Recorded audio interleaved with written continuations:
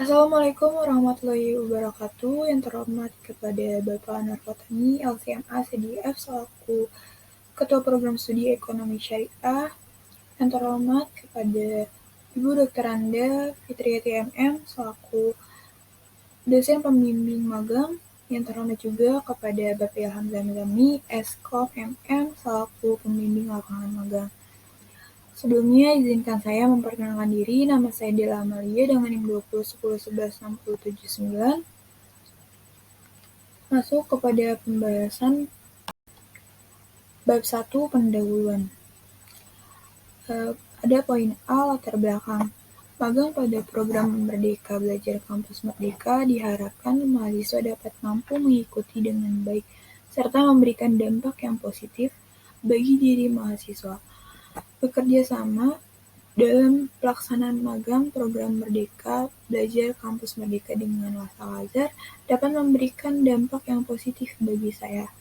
Saya memilih lembaga Amil Zakat Lasa Al-Azhar untuk magang ialah untuk mencari pengalaman baru di dunia kerja dan belajar secara langsung di dunia filantropi, yang merupakan satuan kerja dibentuk oleh Yayasan Pesantren Islam Al-Azhar yang bertujuan untuk memberdayakan masyarakat duafa melalui optimalisasi dana zakat, infak, sedekah, dan dana sosial kemanusiaan lainnya yang dibenarkan oleh syariat agama dan sumber daya yang ada di masyarakat dan bukan berorientasi pada pengumpulan profit bagi pengurus organisasi.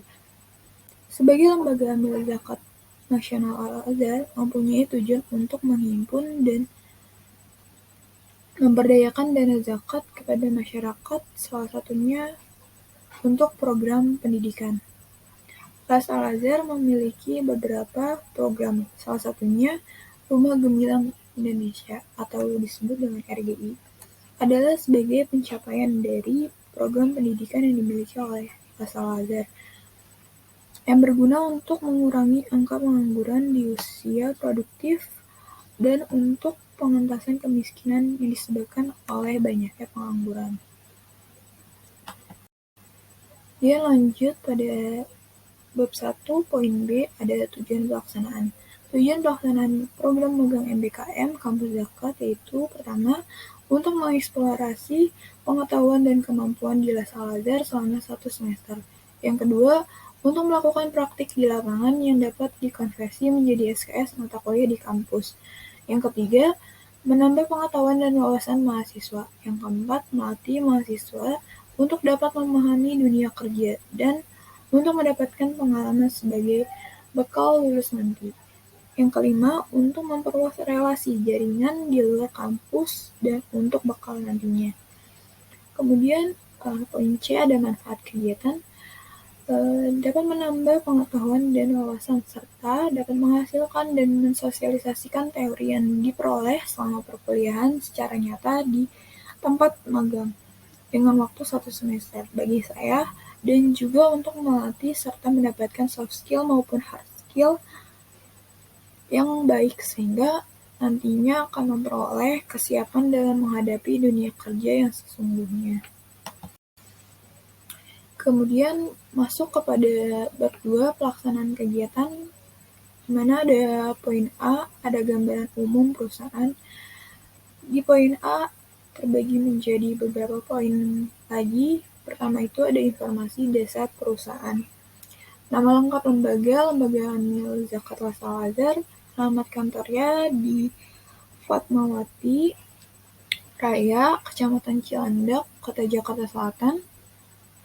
Kemudian tanggal berdiri lembaga ini resmi dibentuk oleh Badan Pengurus Yayasan Pesantren Islam Al-Azhar pada 1 Desember 2004. Kemudian di tahun 2018 dilakukan penggabungan dengan Wakaf Al-Azhar dan Baitul Mal wa Tamwil atau BMT Al-Azhar. Kemudian pada tahun 2016 Al-Azhar mendapatkan legalitas dari Kementerian Agama Republik Indonesia dengan nomor 240 tahun 2018 yang ditetapkan pada tanggal 23 Mei 2018 dan diperpanjang kembali dengan nomor 526 tahun 2021 pada tanggal 28 April 2021. Kemudian di sini ada email, ada salazar_philanthropy.co.id. Ada akun IG-nya, ada Salazar, bisa dicek. Kemudian kita masuk kepada bab 2 pelaksanaan kegiatan, poin B, ada profil perusahaan. Di profil perusahaan ini terbagi menjadi beberapa poin. Yang pertama ada visi misi Al-Azhar. Di visinya, sebagai lembaga amil zakat nasional, Al-Azhar tentunya memiliki visi dan misi yang tersendiri.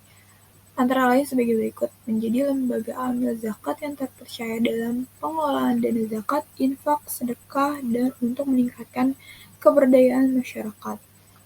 Kemudian di misinya, pertama itu untuk mengembangkan edukasi zakat, infak, sedekah, wakaf, dan layanan berkarakter berbasis teknologi. Kemudian poin kedua ada mengembangkan program komprehensif terukur dan berkelanjutan untuk mendorong keberdayaan masyarakat berbasis kearifan lokal. Kemudian di sini ada sejarah dari Las Al-Azhar. Lembaga Amil Zakat Las Al-Azhar Peduli Umat adalah lembaga nirlaba yang dibentuk oleh Yayasan Pesantren Islam YPI Al-Azhar dalam upaya mengimplementasikan nilai sosial. Lembaga ini masuk ke dalam bagian struktur organisasi Yayasan Pesantren Islam atau YPI Al-Azhar yang statusnya berada di bawah Majelis Ekonomi. Secara struktural, lembaga ini tidak berdiri secara independen, melainkan masih memiliki keterkaitan dengan YPI Al-Azhar. Adapun dalam hal manajemennya, Las Al-Azhar berdiri secara independen.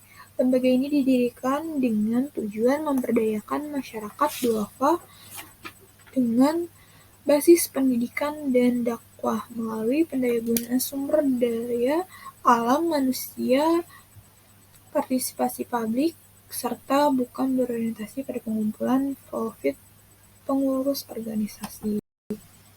Kemudian di bab kedua ini juga ada poin ketiga, ada struktur lembaga, bisa dilihat strukturnya. Ini merupakan struktur terbaru dari lembaga Amil Las Al-Azhar. Kemudian masuk bab kedua, poin B, ada job description atau kegiatan selama magang. Saya ditugaskan pada divisi keuangan dan divisi fundraising maupun partnership. Yang pertama itu ada tugasnya mengecek dan memahami terlebih dahulu SOP keuangan 2019, 2022, dan YPI. Dan yang kedua, membuat SOP keuangan yang belum ada di 2019 dan 2022 dengan juga mengecek SOP yang ada di YPI, yang kemudian disesuaikan dan dibuat SOP untuk lembaga amil zakat Las Al-Azhar tahun 2022. Yang ketiga, membuat flowchart dari setiap SOP keuangan Las Al-Azhar tahun 2022. Yang keempat, membuat buku pedoman keuangan 2022 sesuai dengan SOP Las Al-Azhar yang sudah dibuat dengan memberikan penjelasan secara detail terkait tujuan, kelebihan, kekurangan, strategi, ruang lingkup, definisi, tanggung jawab, alur, dan flowchart pada setiap SOP keuangan Las Al-Azhar 2022 yang telah dibuat. Kemudian yang kelima ada memindahkan laporan keuangan Las Al-Azhar dari tahun 2017 sampai 2022 dari bentuk PDF ke bentuk Word. Kemudian yang keenam, mengecek dan memahami SOP fundraising dan partnership tahun 2019, 2022, dan YPI. Kemudian yang ketujuh, membuat SOP fundraising dan partnership yang belum ada di 2019 dan 2022 dengan juga mengecek SOP yang ada di YPI yang kemudian disesuaikan dan dibuat SOP untuk lembaga amil zakat Las Al-Azhar tahun 2022. Yang ke-8, membuat flowchart dari setiap SOP Fundraising dan Partnership Lazar tahun 2022. Yang kelima, membuat SOP Pedoman Fundraising dan Partnership tahun 2022 sesuai SOP yang sudah dibuat dengan memberikan penjelasan secara detail terkait tujuan, kelebihan, kekurangan, strategi, ruang lingkup, definisi tanggung jawab, alur, dan flowchart pada setiap SOP fundraising. Kemudian yang terakhir, membantu atau menyusun data amil Lazar. Kemudian di bab kedua ini pada tugas, saya juga ditugaskan pada divisi program. Pertama, tugasnya memahami dan melengkapi buku pedoman program Rumah Gemilang Indonesia atau RGI yang belum lengkap. Yang kedua, menambahkan dan melengkapi ke dalam buku pedoman RGI, yaitu bab 1 pendalam berisi definisi RGI, logo RGI, dasar hukum yang mendukung program RGI berdasarkan Al-Quran dan hadis. Yang kedua, menambahkan dan melengkapi ke dalam buku pedoman RGI, yaitu bab 2 berisi SOP, flowchart, cukok, dan jenis dari program.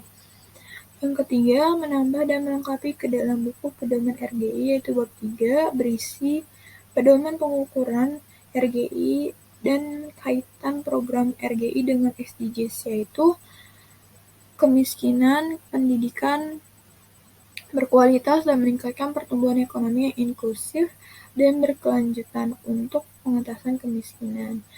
Yang kelima, menambah dan melengkapi ke dalam buku pedoman RGI, yaitu bab 4 berisi laporan pelaksanaan program RGI dan selama 5 tahun terakhir. Yang keenam, menambah dan melengkapi buku pedoman RGI, yaitu lampiran berisi daftar pustaka, kata asing, dokumentasi kegiatan, pendukung. Yang ketujuh, mengerjakan perbaikan data Muzaki dari data kontak handphone mentor lapangan. Yang ke-8, mengerjakan perbaikan data Muzaki dari data tahun 2017 sampai 2022 Lazar.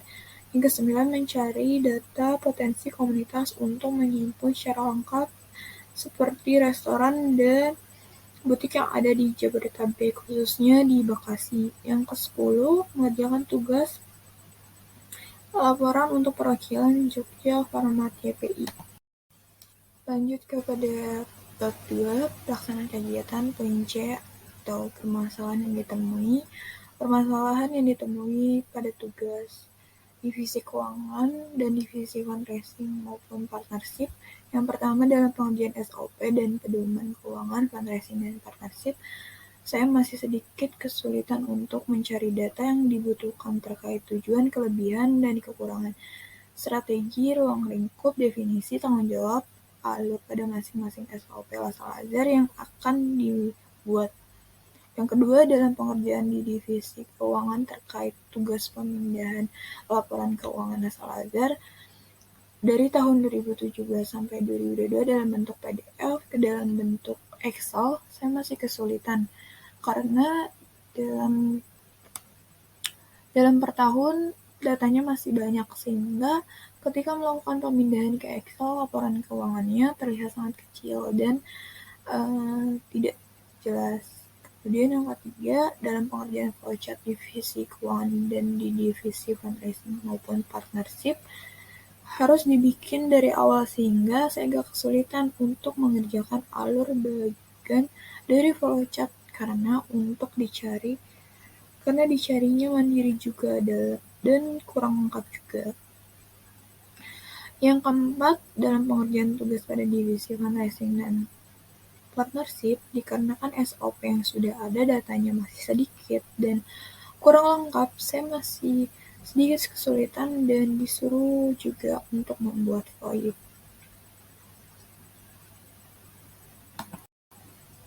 Selanjutnya masuk kepada permasalahan pada divisi program. Yang pertama, dalam pengerjaan pedoman RGI terkait SDGs, dengan RGI masih agak sedikit kesulitan bagi saya untuk dikembangkan lebih banyak lagi supaya nantinya yang saya kerjakan dapat dijadikan pedoman RGI bisa dibaca oleh orang lain secara lengkap dengan pengembangan yang bagus.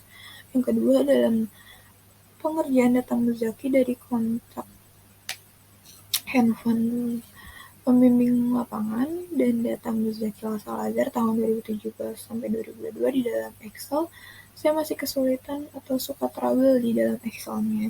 Kesulitan penulisan nama awal dan nama belakang dalam pemisahannya, mencari alamat dan email, mengecek nama yang double, dan mengecek satu-satu nomor WhatsApp atau nomor telepon yang kosong dan menghapusnya. Dalam pengerjaan ini menghabiskan waktu yang lumayan banyak, sekitar 1 mingguan lebih atau sampai mencapai 2 minggu. Kemudian yang ketiga, dalam pengerjaan data potensi komunitas, resto, dan butik untuk menghimpun secara lengkap berupa nama toko, nama pemilik, kontak person, email atau website, serta kegiatannya apa yang ada di Jabodetabek, khususnya di Bekasi. Saya kesulitan untuk mendapatkan email dari setiap restoran maupun dari butik tersebut. Kemudian masuk kepada bab 2.D. Magang ini merupakan salah satu wadah bagi mahasiswa untuk mengaplikasikan ilmu yang telah diperoleh selama pendidikan. Menurut saya, upaya untuk memperbaiki masalah di antaranya dan memberikan saran. Yang pertama itu melakukan diskusi bersama mentor lapangan terkait tugas yang belum dimengerti dan susah untuk dicari di luar. Kemudian mentor lapangan memberikan arahan dan masukan. Barulah saya melakukan revisi permasalahan yang ditemuinya. Yang kedua, diperlukan kontrak kerja yang berisi rincian pembagian tugas dan kesepakatan selama magang dengan ditandatangani oleh kedua belah pihak. Yang ketiga, melakukan monitoring mengenai deskripsi pekerjaan dan spesifikasi pekerjaan yang dapat memberikan arahan yang lebih jelas dan terstruktur mengenai pekerjaan yang harus dikerjakan agar jika ada permasalahan dalam pengerjaannya dapat diselesaikan secara cepat. Masuk kepada bab 3, penutup, di mana ada poin A, ada kesimpulan. Saya mengikuti kegiatan magang kampus zakat di Lembaga Amil Zakat Al-Azhar pada divisi keuangan dan divisi fundraising maupun partnership, dan juga pada divisi program. Waktu pelaksanaan magang dilakukan pada tanggal 12 September tahun 2022 sampai 13 Januari tahun 2023. Melalui program MBKM Kampus Zakat Batch 3, dengan terlaksananya kerja praktik ini, saya mendapatkan banyak pengalaman serta menambah pemahaman dan keterampilan secara praktik yang berhubungan dengan apa yang diperoleh selama perkuliahan. Semoga dengan kerja praktik ini dapat tercipta wawasan, keterampilan, kemampuan, serta menjalin hubungan yang baik antar semua pihak yang terlibat sehingga terciptanya lingkungan yang komunikatif dan dinamis dalam pelaksanaan kerja praktik sesungguhnya. Permasalahan yang ditemui penulis atau masalah yang ditemui oleh saya dalam pelaksanaan kerja praktik ini selama magang di Al-Azhar bisa diatasi dengan bimbingan dan arahan mentor lapangan serta bantuan dan dukungan dari teman-teman magang kampus Zakat Batch 3. Kemudian di bab 3 ini poin B ada saran. Sebagai akhir dari laporan magang saya sampaikan beberapa saran atau rekomendasi yang diharapkan akan berguna bagi lembaga amil zakat secara umum.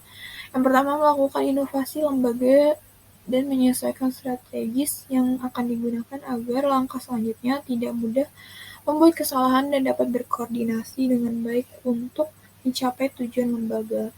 Kemudian yang kedua, pihak Al-Azhar diharapkan memiliki petunjuk teknis atau juknis sebagai acuan dan pedoman magang bagi peserta magangnya.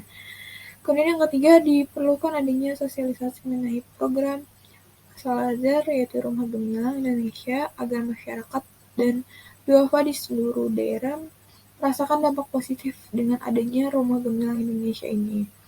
Kemudian yang keempat, diperlukan juga penyebaran informasi secara meluas mengenai penerimaan santri dengan menambah kuota agar pemuda Indonesia dapat mampu mengembangkan kemampuan untuk di dunia industri yang kreatif.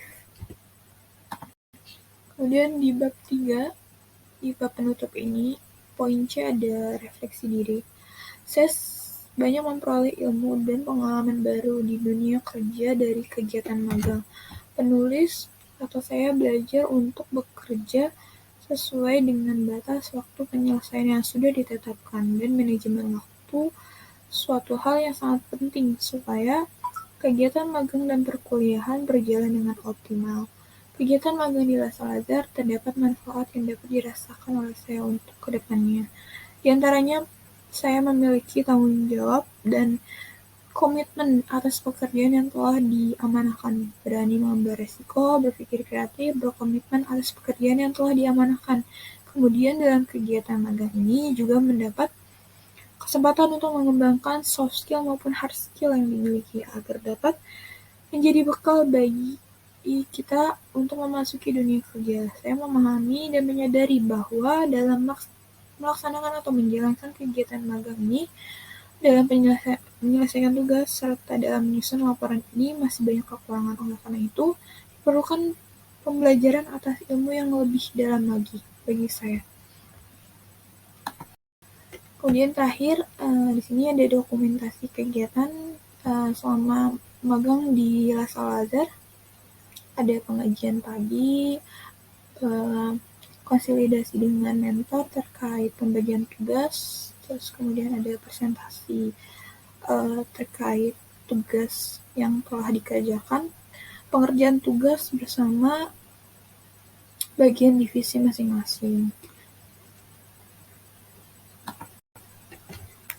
Kemudian terima kasih kepada semua pihak yang telah mendukung dan juga terlibat dalam kegiatan magang Kampus Zakatul Al-Azhar. Sekian dari saya, kurang lebihnya mohon maaf. Wassalamualaikum warahmatullahi wabarakatuh.